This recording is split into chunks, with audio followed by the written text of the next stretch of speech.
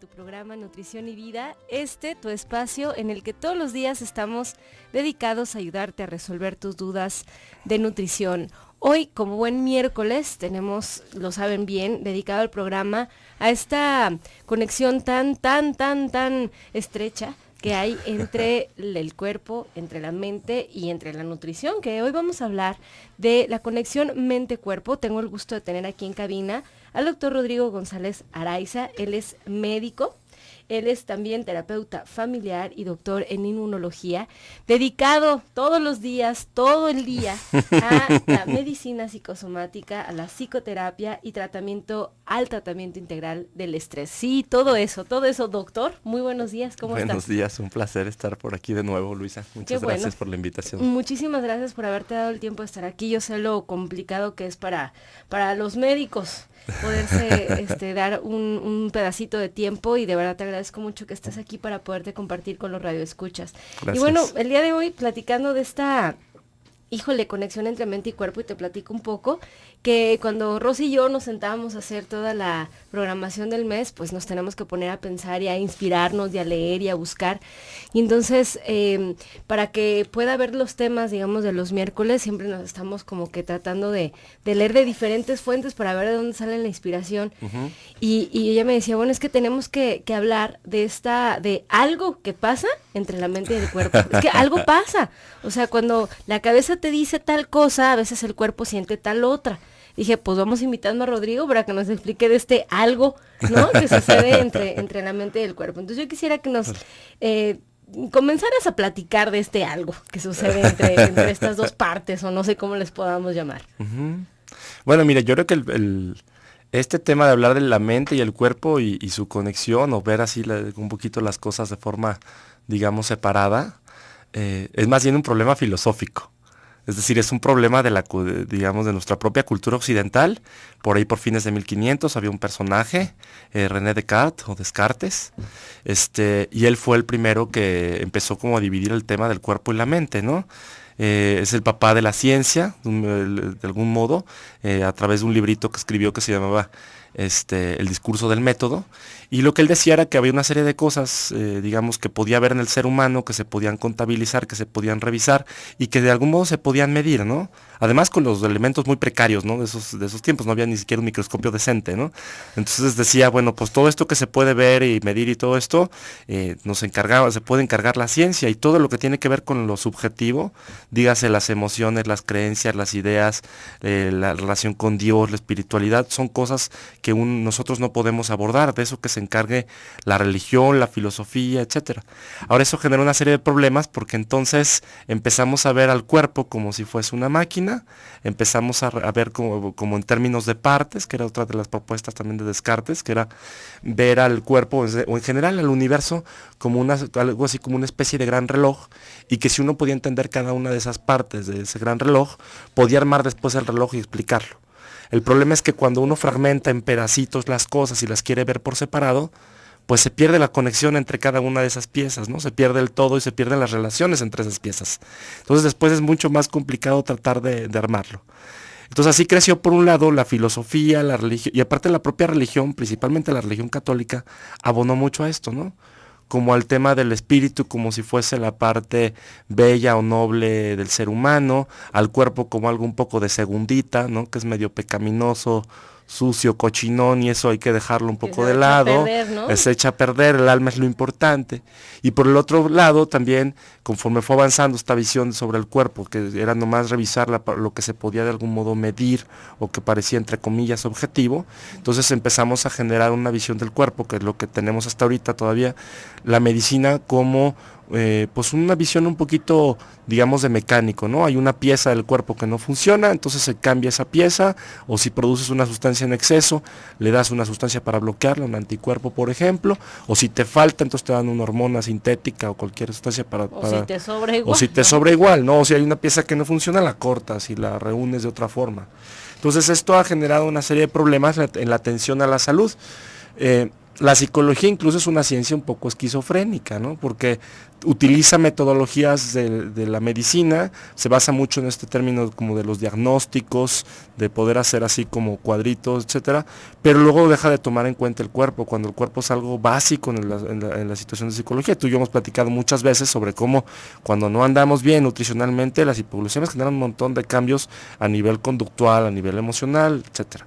Ahora, digamos, de los últimos 40 años para acá, surgió una ciencia que se llama psico-neuro-endocrino-inmunología, que suena como a trabalenguas, pero que lo que trata es de unir o entender cómo las situaciones o los procesos psicológicos están ligados con los sistemas que regulan el equilibrio de nuestro cuerpo, que son sistema nervioso, sistema endocrino de las hormonas y sistema inmunológico, el que nos defiende y mantiene nuestra propia identidad molecular. Yo creo que nos vamos a quedar con esto. Vamos a repetir la psico-neuro-endocrino-inmunología. Inmunología.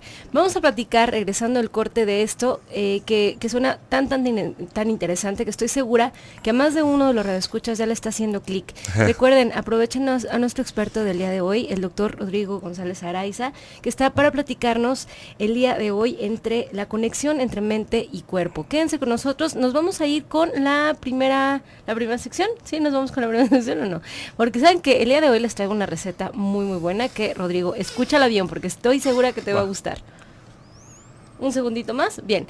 Les platico que el día 25 de abril vamos a tener nuestra plática, nuestra conferencia a las 9 de la mañana en el Salón de Eventos Expo Guadalajara, localizado en Avenida Mariano Otero y Las Rosas. Bien, nos vamos con la siguiente sección. Empieza tu día con... Bueno, hoy les traje una receta de una ensalada de moras con manzana verde. Esto es para que a la hora de la comida la hagan.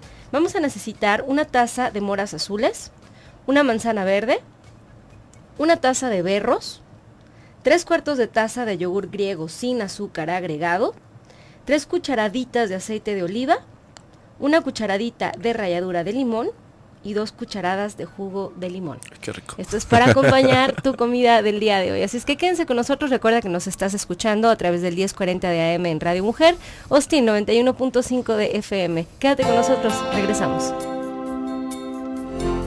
7:19 de la mañana, estamos de vuelta en tu programa Nutrición y Vida. Y antes de seguir, les quiero recordar esta invitación que Radio Mujer tiene para ti durante este mes. ¿Qué le estás dando a tu cuerpo? El hábito del buen vivir. Un evento para conocer la sana alimentación, liberar el estrés, sanar tus emociones y adoptar hábitos saludables en tu vida. Grandes conferencias te esperan con expertos en nutrición, psicología, cocina saludable y ejercicio. El hábito del buen vivir, porque nunca es tarde para empezar. Te esperamos este próximo sábado 25 de abril, 9 de la mañana, en Expo Guadalajara. Recuerda que la entrada es completamente libre. Así es que, doctor, quedas completamente invitado. Sí, está padrísimo. Les recuerdo que el tema del día de hoy, conexión entre mente y cuerpo, con el doctor Rodrigo González Araiza. Los invito de verdad a que aprovechen a nuestro experto del día de hoy, que de verdad estará en la mejor disposición de contestar cualquier duda que tengan. Sí, con gusto. De verdad que hoy vamos a estar hablando de cosas muy interesantes con respecto a cómo las respuestas que el cuerpo tiene, sí tienen que ver con lo que estamos sintiendo, ¿no? Los teléfonos en cabina 3122-1190, 3647-1883. La línea nacional sin costo 01800-727-5420. A través de WhatsApp en el 333-822-3208. Recuerda que este número está solamente habilitado de lunes a viernes. Ya está el chat abierto, también te puedes comunicar, te metes a la página www.radiomujer.com.mx, donde dice chat, le das clic y ahí estamos ya conectados para contestar cualquier duda que puedas tener. Y nos quedamos, doctor, platicando acerca de este trabalenguas del cual nos hablabas, que yo creo que es más que un trabalenguas, de la psico-neuro-endocrino inmunología. Sí, lo dije bien, me lo aprendí correcto. Bien, platícanos un poquito de esto. Bueno, básicamente los últimos años, estamos hablando más o menos de los últimos 40 años, volviendo a esta misma visión que tenía Descartes de fragmentar todo en pedacitos, eso fue un problema también desde el punto de vista de la ciencia, porque entonces, como verán, mucho en las ciencias de la salud, aunque también en otros campos, hemos ido fragmentando el conocimiento y cada vez sobreespecializándolo más. Eso hace que nosotros sepamos cada vez más de un pequeño pedacito, pero perdamos toda la visión de contexto. Entonces nos formamos como médicos, por ejemplo, y luego te especializas en cardiología para ver el corazón, en neumología para ver los pulmones, etcétera, etcétera. No, y luego es subespecialidades. Y luego subespecialidades, ¿no? Que Cardiólogo solo- intervencionista. Solo del lado derecho, el dedo del- chiquito del pie, ¿no? Exactamente. Entonces, se vuelve de verdad muy fragmentado. El problema es que pierdes visión de contexto. El problema es que, por ejemplo, el corazón tiene una serie de influencias porque depende totalmente, por ejemplo, de los riñones, depende totalmente de los pulmones, etcétera, etcétera. Y esto genera problemillas en el sentido de que cada uno va sobreespecializando tanto que luego a veces pierde, decíamos, las conexiones con otra serie de sistemas. Con la psicología va pasando también lo mismo.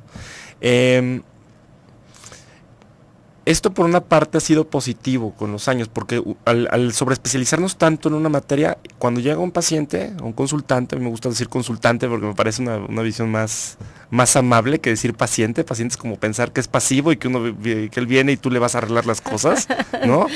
Consultante. Consultante. Muy bien. Sí, Ajá. es un término creo que mucho más Amable. más lineal, claro. Y él viene y consulta y tú le das ideas y ya él hace lo que crea prudente con eso, ¿no? Pero uno es más un coach, uno no está para regañar a los pacientes o para decirles qué tiene que hacer con sus vidas, ¿no? Sino para abrirles puertas y apoyarlos.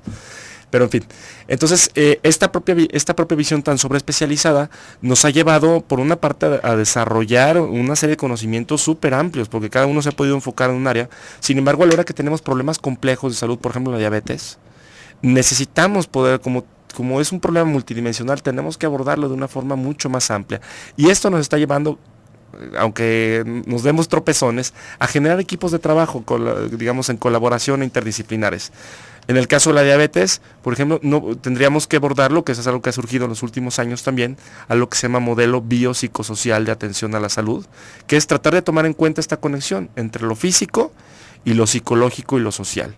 Es decir, que el tratamiento de cualquier enfermedad no solamente se da con medicamentos o que hay que dar una adecuada nutrición, sino que hay que darle soporte al paciente para ver cuáles son las emociones que le genera como su enfermedad, si está realmente adaptado, cómo se siente su familia, digamos, con esta situación y cómo le pueden acompañar. Entonces, los tratamientos tienen que empezar a hacer ahorita de danzarlos entre unos y otros. Y ayudar al consultante a que le quede claro también, porque luego también no solo es un problema como desde el profesional de la Sí, salud, por supuesto. sino desde el consultante. O sea, yo me estoy sintiendo, por ejemplo, con dolor de espalda, o tengo cambios en el apetito, por ejemplo, o tengo dolor de pecho, o estreñimiento, o diarrea, o resequedad en la boca, y entonces voy y busco pues al quiropráctico, o voy y busco al endocrinólogo, o voy y busco, y nunca se me ocurre que a lo mejor eso tiene que ver con algún estado quizás de ansiedad o de quizás de algo que me trae estresado o de algo que me trae enojado o de algo que no está bien. Inclusive cualquier cambio en nuestra vida, y no me vas a dejar mentir, doctor, sea bueno o malo, puede generarme cualquier estado pues anímico diferente. Sí. Y hacer que el cuerpo responda con cualquiera de los síntomas de los que te acabo de mencionar y una infinidad de más. Pero nunca se nos ocurre o nunca es nuestra primera idea que a lo mejor el problema no es el dolor de espalda, sino lo que lo está generando. Pero ¿no? fíjate, pero también es un problema como estamos articulados los profesionales. O sea, para nosotros una parte importante es también educarnos a los profesionales. Porque lo que pasa es esto, si estoy tan sobreespecializado en un área, si soy inmunólogo, entonces miro como inmunólogo y nomás me fijo en eso y desconecto de otra serie de cosas. Los profesionales tendríamos la responsabilidad también de orientar a los pacientes y decirle, mira, yo ya revisé esto, creo que necesitamos apoyarnos en alguien que maneje la salud mental, o creo que aquí la base sería hacer el tratamiento nutricional y yo te voy a ir acompañando. Entonces también es un problema porque así como entonces la persona va con quien mejor le dicen a ver quién le puede, digamos, apoyar, porque ahí piensa que está el problema. Darles la bronca es que los profesionales de salud tenemos esta visión tan sesgada y tendríamos que empezar a conversar mucho más entre nosotros. Eso también genera un problema porque vas con un psicólogo, entonces te dice que el problema es un asunto de somatización, que todos son tus emociones, que lo que sientes no es lo que sientes, y a veces por ejemplo, se confunde lo hipocondriaco con lo psicosomático. Ahorita explico un poquito la diferencia. Eso está muy interesante, yo creo que de una vez, a ver, platícanos, porque luego yo creo que a muchos nos ha pasado, ¿no? Que nos dicen, es que eres súper hipocondriaco, todo te duele, todo te hace daño, hasta lo que no te comes te cae mal, ¿no? Y entonces nos dicen que nos lo estamos inventando, ¿no? Entonces tenemos hipocondria, ¿no? Y entonces, platícanos qué significa esto de psicosomatizar, porque a lo mejor son cosas reales y estamos pensando que no son. Bueno, básicamente hablar de una situación hipocondriaca, lo que estamos hablando es que yo siento que estoy enfermo, que puedo tener una enfermedad y entonces estoy todo el tiempo angustiado por esta situación y entonces cualquier pequeño síntoma que yo sienta lo interpreto como probablemente una enfermedad grave, etcétera, ¿no? Pero fíjate, incluso estas personas que sus síntomas son así hipocondriacos y realmente no tienen un problema real orgánico, están tan ansiosos y tan preocupados que por supuesto que generan síntomas. ¿Por qué? Por el estrés que traen, están ansiosos. Entonces muchos de los síntomas son síntomas, digamos, de ansiedad. Entonces, aunque seas hipocondriaco, cualquier profesional de salud creo que tenemos la responsabilidad de atenderles y ver qué está pasando atrás y ver si son síntomas relacionados con situaciones de estrés. O sea que la ansiedad da síntomas. Sí. ¿Cómo cuáles? A ver, platícanos. Básicamente la ansiedad más bien sería como la respuesta digamos, de una situación de estrés. Cuando yo estoy estresado, me siento acelerado, me da taquicardia, mi mente está nomás pensando en esa situación, el intestino camina más lento, entonces me inflama, me da colitis, se acidifica el pH del estómago y tengo cierta acidez y se abre un poquito el cardias, que es el esfínter de entrada al estómago, entonces puedo tener gastritis también, tener reflujo, empezamos a tener dolores de espalda porque se activa también ahí el sistema somático y nos contracturamos, podemos tener dolores de cabeza, que estos son síntomas clásicos psicosomáticos y tiene que ver con que si estoy preocupado, que eso es algo importante, que hemos hablado en otras ocasiones un poco del estrés, pero si yo estoy preocupado, se echan a andar mis sistemas de estrés, básicamente el sistema nervioso autónomo, es la rama del autónomo que activa y que nos pone alerta, se llama sistema simpático, y tenemos todas estas sensaciones, taquicardia, aumento de la presión arterial, gastritis, colitis, dolores de espalda, de cabeza, contracturas, etcétera.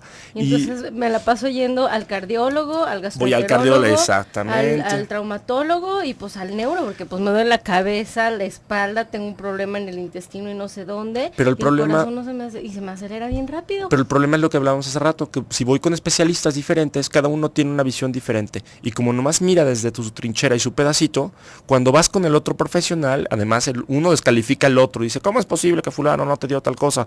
¿Qué no se fijó que también tu cabeza? Entonces esto mete al pobre consultante en una situación de confusión tremenda. Por eso tenemos que ser equipos interdisciplinares, porque hay cosas que se pueden abordar desde la nutrición, que tú y yo lo hemos visto muchas veces, ¿no? Oye, lo veo que trae esto, está también así, bueno, ¿cómo le ayudamos para que pueda manejar el estrés? Porque si no lo maneja y le baja la ansiedad, no va a poder comer como esperamos, ¿no? Etcétera. Así de sencillo. Si no maneja el estrés, no va a poder tener respuestas normales, simplemente de hambre y saciedad. Claro. Quédense con nosotros, estamos platicando acerca de la conexión mente y cuerpo el día de hoy en tu programa Nutrición y Vida. Estás en el 1040 de AM, recuerda Austin 95.1 de FM. Regresamos.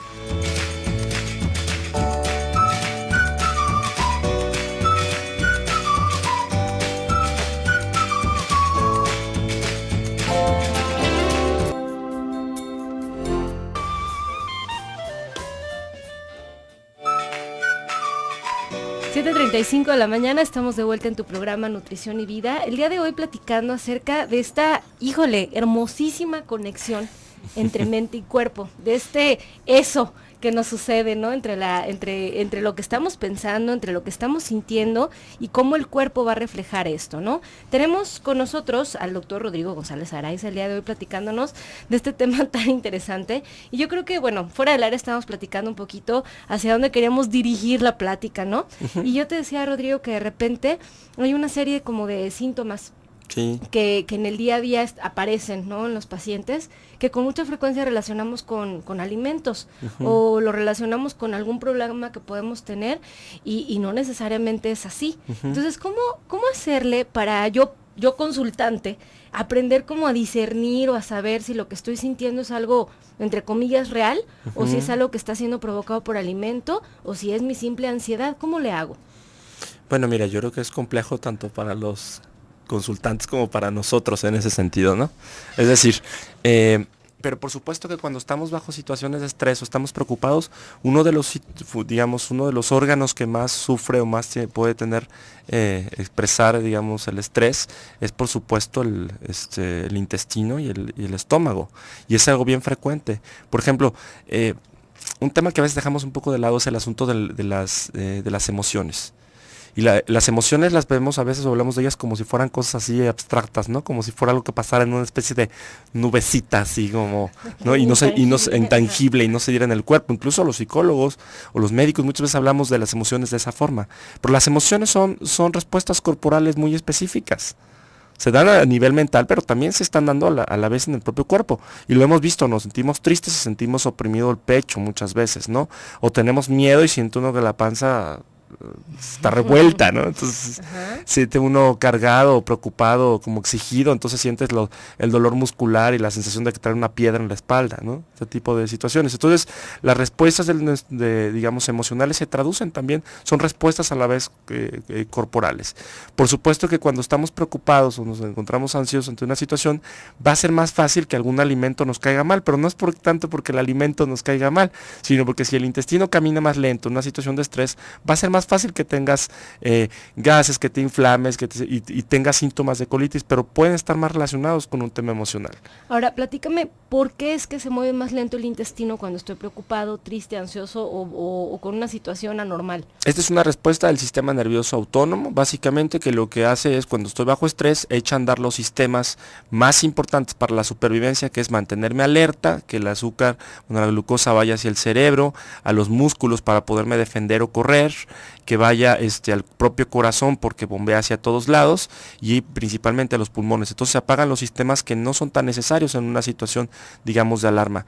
Cuando estás bajo alarma, en una situación de defensa o de lucha o de huida, no necesitas comer en ese momento, no necesitas tener relaciones sexuales, etcétera. Entonces son funciones que se reduce su actividad, pero es algo natural de las situaciones de estrés. El problema es que estamos todo el tiempo bajo situaciones de estrés hoy en día, que hemos hablado en otras ocasiones, y esto hace entonces que tengamos estos sistemas prendidos todo el tiempo, y muchos de los problemas gastrointestinales de gastritis, colitis, etcétera, no resueltos, además de otros problemas, ya decíamos, los dolores de espalda, taquicardias, etcétera, no los atendemos, como tú decías, de fondo, cuando más bien puede ser una situación emocional o puede ser simplemente una sobrecarga de cosas que estoy viviendo. Ahora, también desde el punto de vista de la alimentación, tenemos conductas que vamos aprendiendo, de algún modo el cerebro se va remodelando respecto a esto. Hay personas que cuando se sienten tristes les da por comer, se sienten ansiosos, y es una forma de sentirse como apapachado o querido, ¿no? Además hay que tomar en cuenta que las conductas de nutrición o de alimentación son cosas tan básicas, tan instintivas, tan antiguas. A todo el mundo se siente enfermo y le cae muy bien una lechita caliente, ¿no? Y te sientes así como si fueras un bebé y tu mamá te pone un caldito de pollo, ¿no? Una bebidita caliente. Entonces, la alimentación está muy relacionada con el tema de sentirnos también queridos, amados. Nos expresamos como comunidad mucho el amor a través de la comida. Si quieres ver a alguien, lo invitas a comer o lo invitas a tomar algo, ¿no? Se juntan las familias a comer. Entonces también la manera en que aprendimos a relacionarnos con la comida tiene efectos importantes. Otras personas, cuando están ansiosos o deprimidos, al revés, dejan de comer. Entonces, eso es la combinación también con las respuestas emocionales que uno ha adquirido respecto a la propia alimentación. También lo que nos va a generar una serie de problemas de tipo nutricional, ¿no? Sí, impresionante, porque digamos que tengo una situación, ¿no? Nueva, sea buena o mala, simplemente me causa ansiedad. Sí. Esa situación de ansiedad echa a andar estos sistemas de los cuales hablas, que son nuestros sistemas de alerta, de mantenernos con el foquito rojo prendido y acelerados, y entonces mi intestino se vuelve lento, y entonces estoy empezando a tener, por ejemplo, gases o indigestión, estreñimiento, inclusive periodos de diarrea, estoy empezando a tener un dolorcito aquí en la boca del estómago, y entonces, como además aprendí que cuando uno está preocupado no come, entonces dejo de comer y pierdo de peso, llego al doctor diciendo, es que a lo mejor tengo algo en la tiroides, porque estoy perdiendo peso. No, dejaste de comer. Claro. Así de sencillo. Entonces, de repente también es como muy importante ayudar al paciente o al consultante a que se vaya dando cuenta por dónde va el problema, ¿no? Sí. De repente llegan, no me vas a dejar mentir, nos pasa todos los días en la consulta, que llegan con estas ideas preconcebidas de que lo que me está pasando tiene que ver con algo que nada que ver. Dejaste de comer, bajaste de peso, hay que descubrir por qué dejaste de comer. Sí. Fue un cambio de trabajo, fue un aumento en la actividad física, fue un cambio en la ingesta porque te quedaste sin dinero, caray, ¿no? O fue porque te dolía tanto la boca del estómago que dejaste de ingerir alimento y entonces, acabas inventando que es que me dijeron que la tiroides, ¿no? Y entonces estas ideas como preconcebidas o complicadas indicaciones que nos metemos en la cabeza también van a nublar un poco hacia dónde tiene que ir el tratamiento. Ahora, ¿cuál sería, doctor, la idea o el mejor consejo que pudieras darle a los radioescuchas para cuando empiezan a tener un problema, que no saben de dónde viene y que están inventando o escuchando o tratando de completar el cuadro por las ideas que alguien más les dice? ¿Qué consejo les puedes dar a los radioescuchas? Bueno, yo creo que un tema importante es aprender a identificar las emociones. Cuando nos sintamos ansiosos, es decir, acelerado, que me siento así como que no encuentro mi lugar, etcétera, siempre atrás de la ansiedad casi siempre hay una emoción que me está costando digerir. Puede ser que haya pasado una situación en el trabajo y que esto me tenga enojado, puede ser que me haya tenido alguna situación con mi pareja y me sienta triste, entonces hay que preguntarse qué emoción puede ser que yo tenga detrás. Creo que eso es una pregunta útil, ¿no? Estoy triste, me siento enojado, ando más bien o me siento frustrado por esta situación, como para poder identificar si hay algo ahí atrás, ¿no? Lo primero es identificar la emoción. Sí, tratar de identificar la emoción. ¿Habrá alguna como manera fácil de saber cómo identificarla? Porque luego muchas veces es no sé qué siento, ¿no?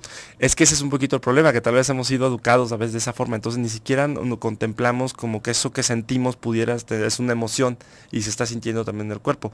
Ese es tal vez, pues, es difícil darte un tip para identificarlo, porque muchas veces el trabajo en la psicoterapia, a veces para ayudar a que las personas puedan empezar a identificar esas cosas, porque las tienen a veces tan bloqueadas que no las identifican claramente. Yo creo que claramente, está el consejo, ¿no? Agárrate de un psicoterapeuta. Pero también creo que tenemos que hacer pero también como no caer en el otro lado. Hay una serie de síntomas físicos, es importante checarte y saber que no tienes un problema también médico que se haya que atender y luego hacer equipo porque luego si no caemos en o psicologizar todo o medicalizar todo y eso es un problema también. Sí, ahora, o sea, buscar que haya, digamos que la atención interdisciplinaria, o sea, que quien está tratándome de las emociones me trate también de la cuestión o que me oriente en la cuestión médica y que esté en comunicación con quien me esté llevando esa parte, ¿no? También al revés, porque ahorita estamos hablando de sus emociones y el efecto sobre la nutrición, pero también al revés, el efecto de la nutrición sobre las emociones y sobre la salud mental es algo básico y lo dejamos de lado.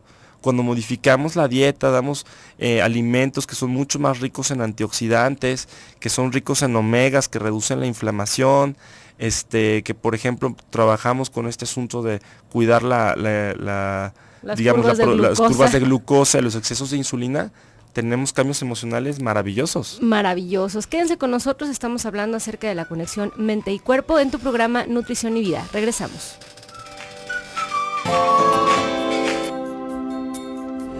Y el día de hoy estamos descubriendo que tiene mucho más conexión de lo que hubiéramos pensado. Estamos con el doctor Rodrigo González Araiza platicando acerca de que una de las mejores formas o una idea que podemos tener para que las emociones empiecen a estar más conectadas de donde deben es identificarlas, ¿no? Aprender a identificarlas y hacer equipo entre los profesionales de la salud, entre quien está atendiendo la salud emocional y quien está atendiendo la salud, digamos que física. ¿No? Del paciente. Y entonces, ¿qué más, doctor? Una última idea que nos quieras dar. Pueden ser dos últimas ideas que nos quieras dar acerca de esta conexión mente y cuerpo. Pues tal vez ver al revés también, ¿no? Es decir, la importancia de la alimentación, en este caso que estamos hablando de la nutrición. La alimentación, cuando nosotros estamos bajo situaciones difíciles, situaciones de estrés emocional o físico, no importa, nuestro cuerpo de algún modo genera más inflamación, produce unas sustancias que se llaman citocinas, ya decíamos, activa el cerebro para que se ponga alerta, esto nos hace gastar más energía, entonces necesitamos también hacer algunos cambios con la alimentación, nos pueden ayudar a mantenernos, a pesar de la situación de estrés, mantenernos mucho mejor y no desgastarnos tanto en esta situación. O sea, y es importante también apoyarse con alguien como tú, ¿no? Que tiene una expertise en el área nutricional. Hay una serie de alimentos, por ejemplo, todos los pescados, ¿no? De aguas profundas, que tienen muchos omegas, la linaza, ayudan a reducir la inflamación. Se ha visto que personas que empiezan a utilizar este tipo de dietas, por ejemplo, se desgastan menos, se sienten menos fatigados, se sienten menos cansados. Por supuesto, incrementar el comer muchos más alimentos frescos, ¿no? Principalmente frutas, verduras, que son altos en antioxidantes. El tema que hemos hablado de tal vez hacer colaciones, pero que sean principalmente a base de nueces, ¿no? Que tienen pues estamos hablando ahí de grasas sanas, algo de omegas también. Entonces, si modificamos la alimentación y no hacemos, nos vamos a poder cuidar mucho más nuestra glicemia. Hay que reducir una serie de alimentos importantes, ¿no? Todas las harinas refinadas refinadas, de preferencia bajarle mucho a las carnes rojas y a los quesos, que tienen algo que se llama ácido araquidónico, que es el precursor de sustancias que generan inflamación, que se llaman prostaglandinas.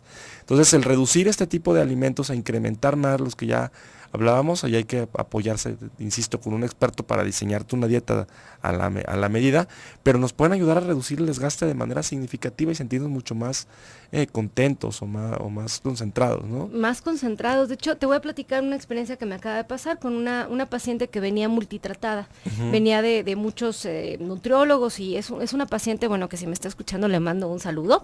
Es una paciente que traía la idea de que hacer ejercicio era lo que necesitaba para estar sana. Sí. Y entonces se dedicaba a hacer maratones y a pasársela entrenando unas 2 horas o 3 diarias, sí, entre correr, entre la bicicleta y entre nadar, ¿no? Y entonces se la pasaba, pero se sentía muy cansada. Entonces, sí, cansada, y bueno, pues es que hago 3 horas de ejercicio, ¿verdad? Claro. Ni modo que no esté cansada. Y entonces fue con un profesional de la nutrición. Y entonces estuvo yendo con el profesional de la nutrición y en un año se aventó 8 kilos hacia arriba. Porque claro, si estaba cansada, y si solo lo veo desde el punto de vista de la nutrición, pues entonces le faltan carbohidratos, le falta energía, sí, ¿no? Claro. Y entonces al mayor consumo de carbohidratos en esta mujer y al no estar con un diagnóstico, simplemente tratando de cubrir como un síntoma, pues entonces se aventó 8 kilos hacia arriba en un año. Una persona que estaba haciendo 2 horas y media o 3 de ejercicio al día, pues ¿qué pasó, no? Entonces hasta que se hartó dijo, no, es que algo no está bien. Después de 8 kilos, ¿verdad? Sí. Y entonces buscó más y se dio cuenta de que ella tiene un diagnóstico previo, sí, que no fue considerado, que es una poliquistosis ovárica. Sí. Y la poliquistosis ovárica da una serie de problemas, como por ejemplo, lo que hemos hablado hasta el cansancio en este programa, que es la resistencia a la insulina. Y entonces, si no estaba siendo tratada su resistencia a la insulina por la poliquistosis ovárica, sí, o mejor dicho, la poliquistosis ovárica que produjo una resistencia a la insulina, pues no iba a haber ni dieta ni ejercicio que funcionara. Claro. ¿No? Ni se iba a sentir mejor, ni iba a mantener un peso saludable, ni se iba a sentir con energía durante el día. En cuanto hubo un diagnóstico, un tratamiento médico y una modificación de la dieta, empezó a sentirse con más energía. Y entonces empezó a sentirse más contenta, tenía mejores relaciones con sus compañeros. Por supuesto. Empezaron ya a decirle que ella era buena onda, porque me decía, es que Luisa, toda la vida me han dicho que soy súper gruñona, sí, o que soy muy seria, sí, o que no convivo, o que frunzó el ceño mucho, o que no saludo en la mañana. Pues claro, la pobre mujer se la pasaba con el azúcar baja todo el santo día, claro, y entonces empezó a regular sus niveles de azúcar en sangre y empezó a sonreír más. Y me dice, es que Luisa, desde que estoy a dieta, la gente me dice que soy más buena onda, ¿no? Sí, sí, sí. Y entonces esto también, como tú bien dices, puede pasar con muchísimos pacientes, ¿no? Y es como un círculo, yo creo que, digo, tratando de también aterrizar esa idea, si nos relacionamos de cierta manera, vamos a ser consecuentes, nuestra conducta va a ser consecuente con eso. Es decir, si te relacionas con un niño de forma violenta, este niño va a aprender a relacionarse desde allí y echa a andar sus mecanismos del cuerpo para poder contender ante esa situación. Si le tratas con amor, su manera de mirar va a ser diferente y también tiene efectos sobre su propio cuerpo, pero se vuelve un continuo. Es decir, si me relaciono de cierta forma, me conduzco de cierta forma, pero si me conduzco de cierta forma, mi cuerpo reacciona de cierta manera. Si mi cuerpo reacciona de cierta forma, me conduzco de cierta manera, tengo cierta conducta, y entonces mis relaciones mejoran de cierta forma. Entonces, son como 3 niveles, la relación, la conducta, digamos, y el propio tema del cuerpo. Pero realmente están todos a la vez. No existe conexión cuerpo-mente, somos cuerpo-mente. Nosotros lo separamos. Somos cuerpo-mente. Tenemos esta manía de pensar en que son cosas diferentes, ajá, ¿no? O sea, con muchos pacientes me pasa. Bueno, Luis, ¿qué tiene que ver esto de las emociones con, o sea, estamos en nutrición? O sea, pero de verdad hasta se me quedan viendo con cara de, ¿y qué tiene? O sea, claro, ¿por qué me sugieres que empiece a tratar mis emociones? Bueno, porque estamos viendo que el componente emocional va a tener una, digamos que va a modificar de manera directa el cómo el intestino esté funcionando, punto, cómo los niveles de glucosa en el cuerpo estén funcionando, o cómo estés respondiendo a las sensaciones de hambre o de apetito, de saciedad, y todos, ¿no? Los hábitos que van relacionados con eso, claro. Con los hábitos que van relacionados con eso. Entonces, vamos a dar ahora sí un último mensaje que quieras darle a la radioescuchas. ¿Qué vamos a hacer, Doc? Ya identificamos que los problemas a lo mejor tienen que ir siendo tratados por varios, digamos que frentes, ¿no? Sí. Entonces, ¿qué vamos a hacer? ¿Qué vamos a hacer? Es que yo creo que aquí tenemos que busquen profesionales que tengan esta, digamos, esta forma de mirar también, ¿no? Que les guste ser equipo, que tengan experiencia de preferencia en varios campos, busquen profesionales es decir, que su médico se apoye con un psicólogo, con un nutriólogo, que trabajen en equipo. Yo creo que es un tema básico, ¿no? Y también este asunto, ¿no? Siempre que tengan algún síntoma físico, pues pregúntense cómo andan con sus emociones, si están pasando alguna situación compleja, pero no dejen de atender primeramente lo físico y luego vamos a la parte emocional, ¿no? ¿Y quién hace esto, doctor? ¿Dónde te vamos a encontrar? Pásanos el teléfono. Bueno, nosotros estamos en el teléfono de la clínica, es 3615-4669. Nuestra secretaria está a partir de las 3:30 de la tarde, o me pueden llamar directamente al celular 3310 2613 01. 261301, perfecto. Nuevamente 3310 261301. Sí. Este es el celular del doctor Rodrigo González Araiza. Les insisto, él es médico, él es doctor en inmunología, terapeuta familiar y está dedicado todos los días, todo el día, a tratar la medicina psicosomática, a la psicoterapia y al tratamiento integral del estrés. Tratamiento integral del estrés, no hay otra manera de tratarlo, así es que Sí, mejor nutrición, hay que irnos medicina, familiarizando con esos psicoterapia. términos, porque Sí. no va a haber otra manera de hacerlo, ¿no? Así Entonces es. 3310 261301 y en la clínica en el 3615 4669 a partir de las 3:30 con recepcionista. Sí. Y por aquí te pregunta Dolores Rivas, de 53 años, dice, ¿qué alimentos debo evitar para el reflujo esofágico? Bueno, Dolores, nos estás preguntando un algo que quien el experto es el doctor Priego, pero en general te voy a decir, el reflujo gastroesofágico sí va a mejorar si modificas algunas ingestas de algunos alimentos, pero primero, digamos que la parte alta del tubo, digamos que es el esófago y el estómago, tiene más que ver con el tratamiento, vas a mejorar más con el tratamiento médico que con las modificaciones que hagas en alimentación. En la parte baja del tubo, que serían los intestinos y en el colon, digamos que sí tiene más injerencia el cambio o la modificación de la ingesta de los alimentos que tengas, pero en la parte alta es más médico que otra cosa. Entonces, y además tiene que ver con una situación más como mecánica, es una cuestión de volumen. Si estás llenando el estómago o la bolsita, que es tu estómago, con más líquido, con más volumen de alimentos, el taponcito que tiene arriba, que es la conexión entre el estómago y el esófago, no alcanza a cerrar bien y entonces empiezas a tener problema. Tienes que bajarle el volumen de las comidas y empezar a hacer, por ejemplo, una de las ideas, de las medidas antirreflujo que se llaman, sería empezar a hacer una dieta seca. Pero nos podría dar, te lo juro que todo el programa para hablar de esto. Hay que buscar al gastroenterólogo para revisar la cuestión médica. Así es que espero que te haya servido el consejo. Doctor, te agradezco muchísimo que hayas estado aquí con nosotros. Y espero tenerte el próximo mes con un tema igual de interesante que el día de hoy. Los vamos a dejar en un programa más del doctor Gilberto Priego. Espero que tengan un excelente miércoles.